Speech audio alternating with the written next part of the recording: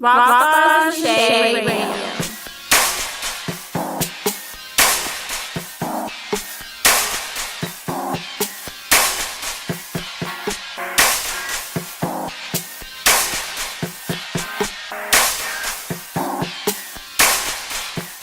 Never thought in a million years we would end up this way. I close my eyes and in the back of my mind I see other things replay. Something about the time we spend, I think of it and I'm not happy with what comes to mind. What I thought was relevant was irrelevant in such a waste of time, yeah. No more contemplating on just what to do. No more stressing when it comes to me and you. No more faking when I know that things ain't cool. No, no, no, no, no more, hey. No more late night sexing, no longer connected. No more late night texting, no more one day dreaming of having home with children. No longer believing we're no longer achieving, so I'm leaving you. No more late night sexing, no longer connected. No more late night texting, no more one day dreaming of having home with children. No longer believing we're no longer achieving, so I'm leaving you. You did me wrong, broke all the rules. I still play cool, cause I was in love with you. And I know nobody's perfect. For you I thought it was worth it to make a sacrifice, yeah. The love we made is not the same. It don't feel the same as before. And what I thought was heaven sent turned out to be irrelevant. Angelo, so where have you been? What's going on? Well, I just recently came back from Africa. I was over in Ethiopia performing for a few months. Okay. So I just got back. I've been back probably like a month. Oh my God. As soon as I got back, I went straight into rehearsal for a play I just did in Atlanta last week. Amazing. What was the name How of the was play? Africa? No, hold on. How was Africa Africa? was great. Africa did me well up until I got sick. Oh, I kind of caught food poisoning, so I wasn't due to come back until this month. But I Okay. ended up coming back last month. But other than that, great experience. Yeah. You know, all that. the people, did they know you down there? Like, so Yeah, they a few knew? people like picked up on the whole making a band situation, which surprised me. Okay. I mean, I knew like it was across the country when it was on MTV, but I didn't really expect for them to know me the way they Yeah, did know me. yeah. That's amazing. Please tell us. I read it up on Facebook. You had wrote up a status and you was talking about how they had the DeAngelos mixed up. Oh, yeah. Please tell us about that. Yeah, so Wait. So I'm sitting in my hotel room one day, so they gave me like a cell phone file there, so my cell phone rung, so they're like, yeah, can I speak to DeAngelo? So I'm like speaking, he's like, yeah, this is the owner of such and such a jazz club. You know, we want you to come down, we want you to come to the club. So I'm like, okay, cool, I'll come. So they like, we're gonna send you a driver. Now over there, you know, that's the way they treated us over there. You know, we had drive. So I didn't think it was anything strange. So, you know, I found out who the guy was and asked somebody. And he was like, yeah, he's official, you know, a few clubs in Ethiopia. So I went, the driver came, I went. So when I got to the club, I noticed that they sent some like bouncers to walk into the club. So that kind of like, I was kind of surprised by that, you know. To make a long story short, got in the club, so I'm talking to a lady and she said, you know, you haven't aged a bit. I love your song Brown Sugar. So at that point, I'm like, so everybody here think that I was Brown Sugar.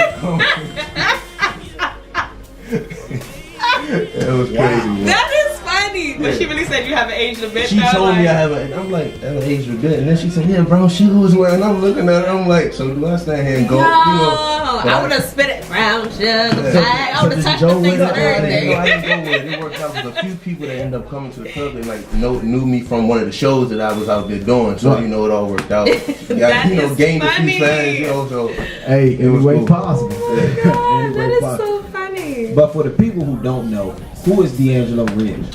DeAngelo Redman. I'm a musician. I'm an artist from Washington D.C. Born and raised. I'm a lover of music, a lover of God.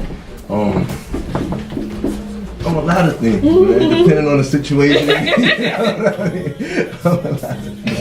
Okay, You were let me get out of signed. this. You were signed to Bad Boy, right? Yeah. What happened with that? Like, I remember seeing you on Making in the Band, and there were two different groups. There was Day 26, and then there was DeAngelo Redman. It was like, and I think it was like a white guy that was on his own too, Donnie. Yeah.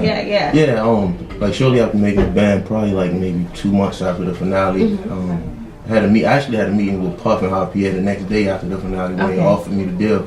So it took me like maybe a few months to really sign on. But when I first signed to Bad Boy, I actually signed to another group with 2 of the other guys who was Making the Band, Brian H. and Jeremy. Right. So we had signed to like a 3-man group, and the plan was that next season, that Day 26, Danny Kane did the combined season, we were supposed to like knock on the door one day. They had it all planned out. Really? We was going to knock on the door, and they was like, "What y'all doing here?" We was like, "We in the group." Oh, wow. But things kind of fell through. Just gonna say not because of me, you know what I mean? Not because of me, for one of the other members that was a part of the group.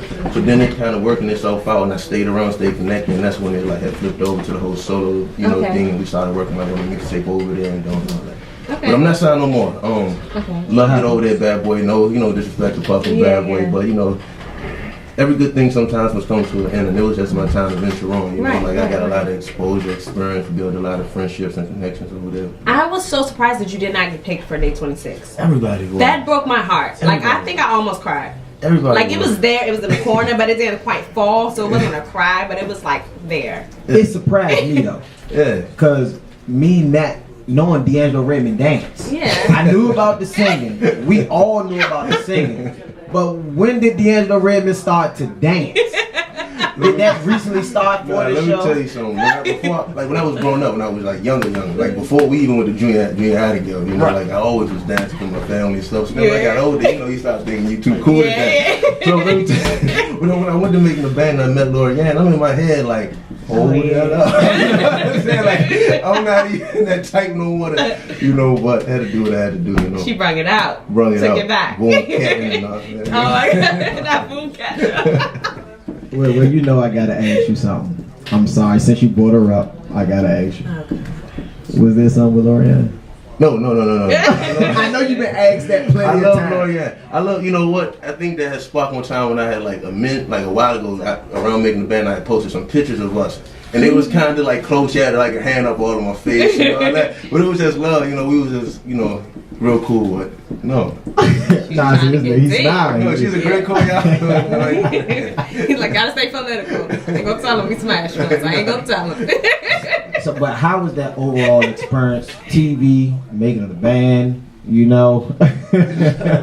Making of the Band. Like, how was that whole experience, though? Being on TV, being nationalized, doing everything P. Diddy wants you to do. That whole experience was probably one of the best moments up to this point in my life. For a lot of different reasons. Like bigger than just like being on TV. Of course, that was good. You know what I'm saying? But just like the things that I really learned and like the people that I was able to be around to learn that other side of the industry that I wasn't aware of. And I'm sure, like a lot of artists that's not really signed to labels and around like, them caliber of people don't really know the politics and the things that really go on. So I was able to learn a lot, you know what I mean? Even after that signing to Bad Boy, even though it didn't go exactly the way that I might have thought it was going to go, I still gained a lot from the experience just for being able to, like really stand and really deal with the stuff that comes along. It was a blessing. Yeah, it was a blessing. A true one. You came home.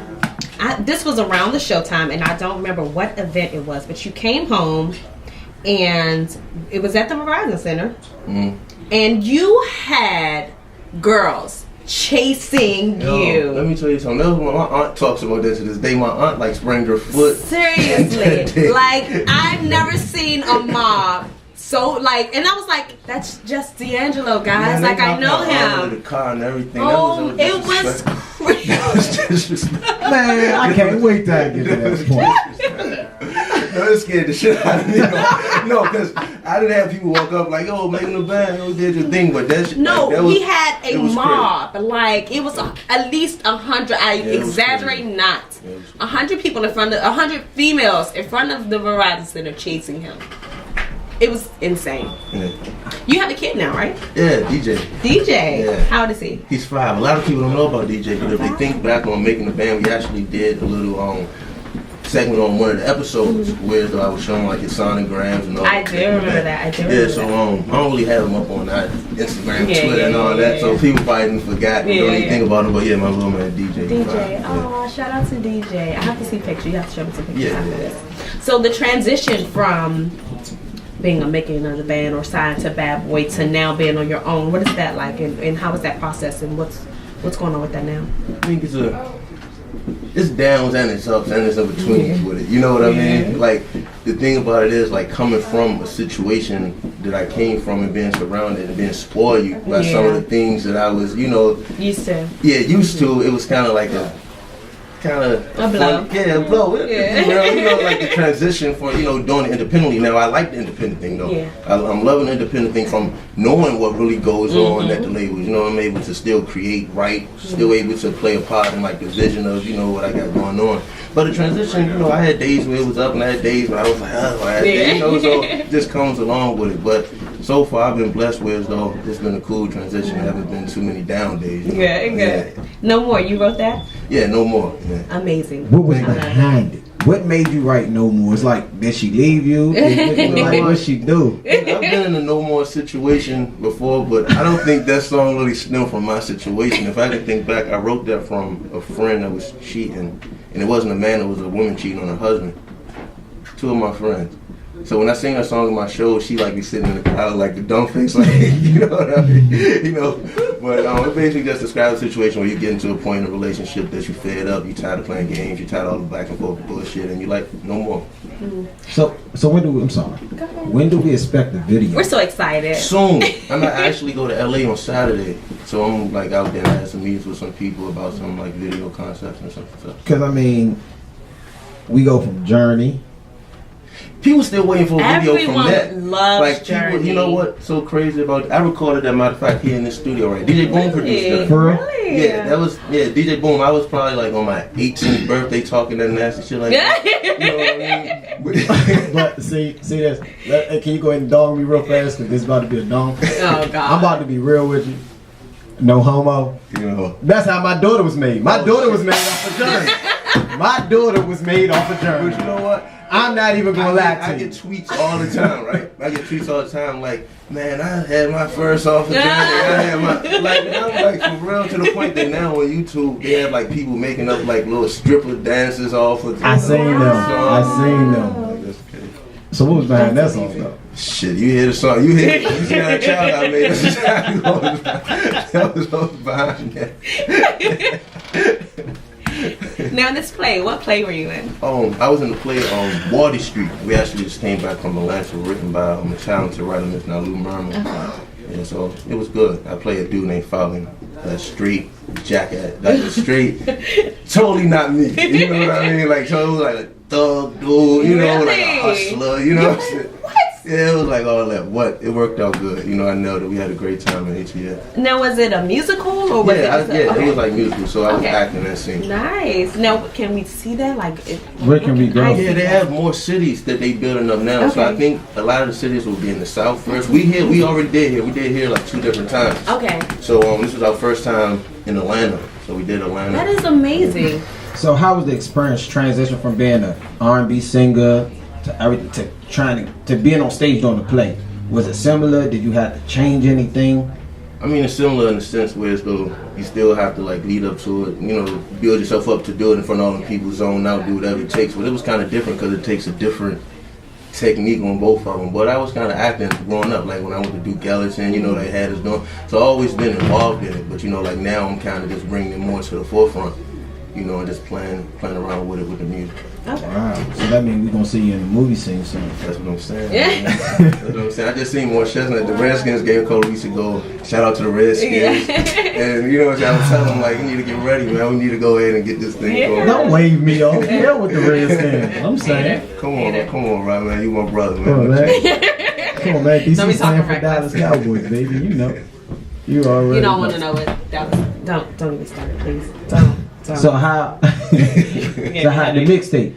Yeah. The first mixtape, No More Dull Moments? Yeah, No More Dull Moments. Which basically sums up my whole situation from that whole making a band, from being signed to Bad Boy, from coming off of Bad Boy to actually signing. I signed with another label after Bad Boy, and I had like singles geared up with Trina and Rick and all them, and then stuff. I'm telling you, so much crazy shit that goes on that you really don't see and hear about. You know what I mean? So it's just me coming from that point and really figuring out who I am as an artist and really like being able to stand on my 2 feet after all that I've learned. You know, so it's like no more dog moments. Like let's go. It's like, time to go. Let's just go. Nice. Wow. So was that your single from No More Dog Moments? No, actually my single.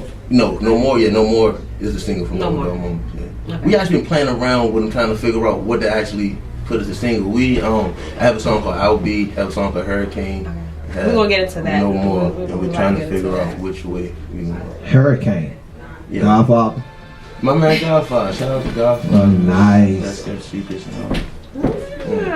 So when do we plan on getting more music from DeAngelo Redman? Like when can we I'm get in the that? studio now. I'm working. You know what I mean? Like I'm still, balancing everything. I'm still doing the plays. I go out to perform at R&B Live in LA on next Wednesday.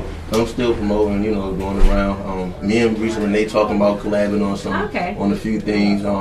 Me and Rob going in the studio soon. So I got a lot of things building up. So so soon. New music. We need it. Very soon. We really need it. But for the time being, DeAngeloRedman.com and go cop that No More Dog Moments free download. Yeah, that. Yes. So the Christmas album you did though, I know you was in the studio working on the Christmas joint. Yeah. Actually, the people you work with, that's my family. Oh yeah. Yeah. So it was kind of music. Like, hold on, are you him? Like for real? Promoting him. Yeah. Yeah, I did a song with Chris World Music. Right. Man, we was in ATL just side by last weekend. We went to Compound, man.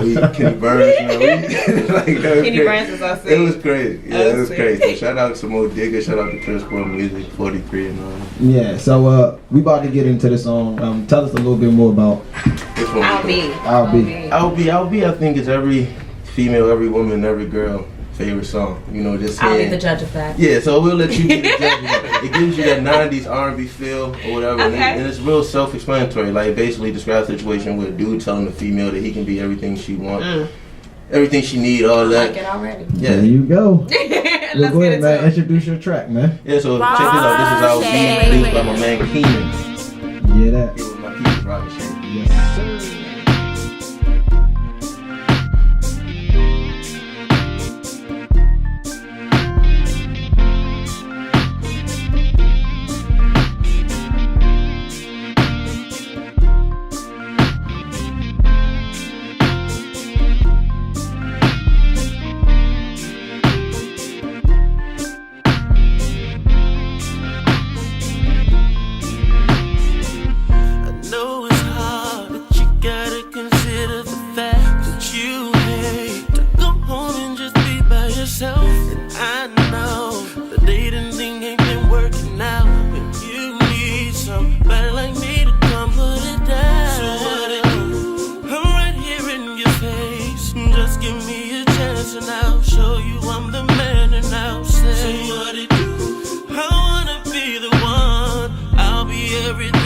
Up in one, I'll be a hustler, working hard to give you what you need. Be a gambler, take a chance to get you close to me. Be a gangster, fighting for your love, just come to me.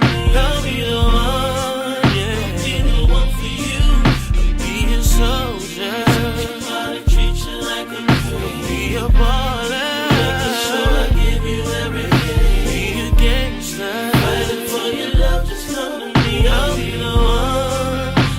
the one for you, girl. Such a shame. I need to hear DeAngelo. Like just no soulful music, no drums, no piano, no keyboard, just DeAngelo. You ready? Yeah, we're gonna do which one? No More. I'll Be. Can you sing I'll Be to me? Okay, hold on, I gotta get ready. I'll be a hustler, working hard to give you what you need. I'll be a baller, taking care of you and give you what you need. I'll be your gangster, I'll be the one for you, girl. I say, Shea, if you're feeling like you're down and you want your favorite dude to come around, let's make it do what it do, yeah. Let's make Hold on. I'm sorry. Let's see. Oh shit. Roc Starz and Shea.